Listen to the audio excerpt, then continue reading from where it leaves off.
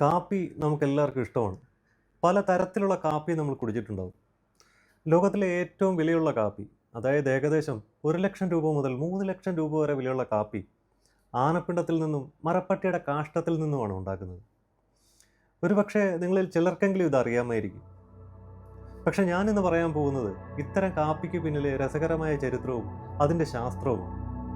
മരപ്പട്ടിയുടെ കാഷ്ടത്തിൽ നിന്നും ഉണ്ടാക്കുന്ന കോപ്പി ലുവാക്കാണ് ഇതിനെല്ലാം തുടക്കം കുറിക്കുന്നത്. ഇത്തരം കാപ്പികൾക്ക് പിന്നിലെ ശാസ്ത്രം വളരെ ലളിതമാണ്. അതിലേക്ക് കടക്കും മുമ്പ് നമുക്കിതിൻ്റെ ചരിത്രത്തിലേക്കൊന്ന് പോകാം.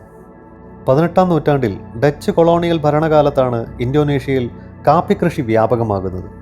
അക്കാലത്ത് കാപ്പിത്തോട്ടങ്ങളിൽ പണിയെടുത്തിരുന്ന കർഷകർക്ക് സ്വന്തം ആവശ്യത്തിനായി കാപ്പിക്കായകൾ പറിക്കുവാനുള്ള അനുമതി ഉണ്ടായിരുന്നില്ല.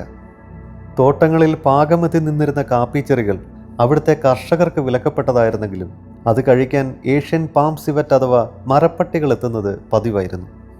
അങ്ങനെയിരിക്കെ എപ്പോഴോ ആണ് ഈ കാപ്പിത്തോട്ടങ്ങളിൽ കിടന്നിരുന്ന മരപ്പട്ടിയുടെ കാഷ്ടത്തിൽ പൂർണ്ണമായി ദഹിക്കാതെ കിടക്കുന്ന കാപ്പിക്കുരുക്കൾ ഈ കർഷകർ ശ്രദ്ധിക്കുന്നത്. അവരത് ശേഖരിക്കാൻ ആരംഭിച്ചു.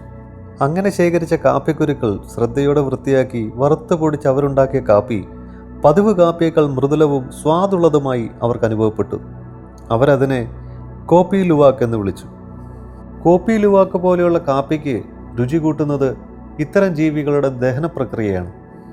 ഇവയുടെ വയറ്റിലെത്തുന്ന കാപ്പിക്കായകൾ എൻസൈമുകളുമായി പ്രവർത്തിച്ച് പ്രോട്ടീനുകൾ വിഘടിക്കുകയും ഫെർമെൻറ്റേഷന് വിധേയമാവുകയും ചെയ്യുന്നതോടെ അതിൻ്റെ കയ്പും അസിഡിറ്റിയും കുറയുകയും കൂടുതൽ മൃദുലമാവുകയും ചെയ്യുന്നു. ഇതിൽ നിന്നും പ്രചോദനം ഉൾക്കൊണ്ടുകൊണ്ടാണ് 2012 തായ്ലൻഡിൽ ആനകളിൽ ഇത് പരീക്ഷിക്കുന്നത്.